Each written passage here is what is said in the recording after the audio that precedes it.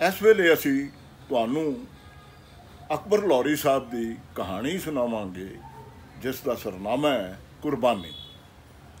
बादशाह ने 4 बुरजां का महल तैयार करने का हुक्म दिता, क्यों जे इस चुगुठे महल विच बादशाही दे 4 वड्डे अंग वसाने सन।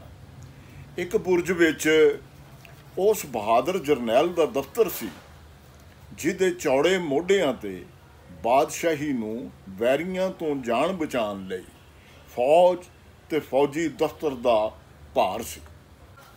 दूजा बुरज वजीरे खुराक का सी, क्यों जे ढिडों भुखे देश ते देश दे वसनीक कोई इज्जत पत ते बलबान नहीं रखते।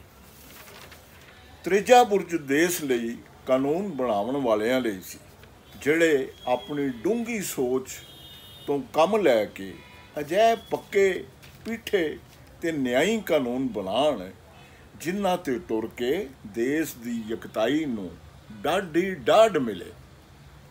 चौथा बुरज देश के जजां मुनसफां नूं वसान लई सी, तां जे उहदियां उच्चियां करड़ियां कंधां उत्ते न्याय का झंडा गड्ढिया जावे। पर तकदीर ने हार दिती ते महल दे बनदियां ही देश ते भुचाल आ गया। महल दे 4 बुरज डोलन लगे। इंज जापदा सी जिवें इन्हां दे डोलन पारों शाही महल ढह के ढेरी हो जाएगा। बादशाह ने देश के वड्डे वड्डे सियाणियां ते भलियां लोकां तो पुछया भई की उपाय करीए, क्यों जे महल का कांबा बंद ना होया ते यह ढह के ढेरी हो जाएगा। सियाणियां एक अजै वडेरे कोलों पुछया जिहदी सोच समझ ते सारे देश नूं अतबार सी ते जिहड़ा नवीआं ते पुराणियां सारियां पोथियां पढ़िया होया सी। वड्डे सियाणे सलाह दिती, महल दे बुरज कुर्बानी मंगदे। कुर्बानी बिना ना महल दे बुरज खलोने ते ना महल ढेरी होणों बचना। सियाणे दी मत बादशाह ने मन लई ते उस हुक्म दिता भी फौज दे जरनैल दी धौण वढ के बुरज दी नींह हेठां दिती जावे। जरनैल दी धौण दे लहू दा अजिहा ठुमणा मिलिया भी बुरज कंबदा कंबदा खलो गया। वजीरे खुराक दे बुरज नूं अजिहा कांबा चढ़िया आया सी भी खाद खुराक दी हर शै उड उड के आसमानां नूं चढ़दी सी ते जिहड़ी खुराक आमां लोकां दे काम आउण वाली सी ਉਹ ਉੱਡ ਉੱਡ ਕੇ ਦੇਸੋਂ ਬਾਹਰ ਪਈ ਪੈਂਦੀ ਸੀ। ਮਿਸਾਲ ਦੇ ਤੌਰ 'ਤੇ ਗੰਢੇ ਅਸਮਾਨੀ ਜਾ ਚੜੇ ਸਨ। ਲੋਕ ਵਿਲਕ ਵਿਲਕ ਕੇ ਗੰਢੇ ਦੀ ਚਟਣੀ ਮੰਗਦੇ ਸਨ ਤੇ ਨਹੀਂ ਸੀ ਮਿਲਦੀ।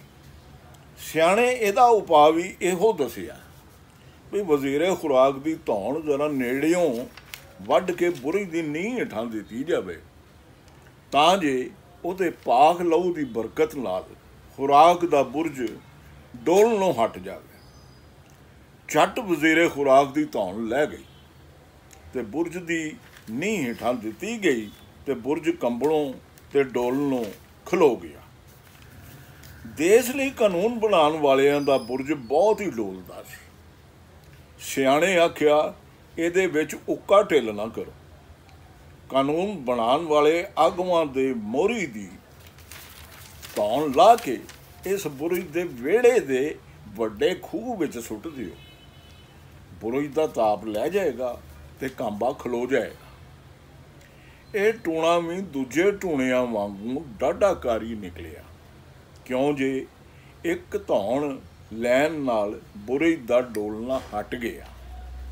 न्याय दे बुरज दीआं जड़ां विच लहू डोलण विच सियाणियां नूं सोचां ने घेर लिया।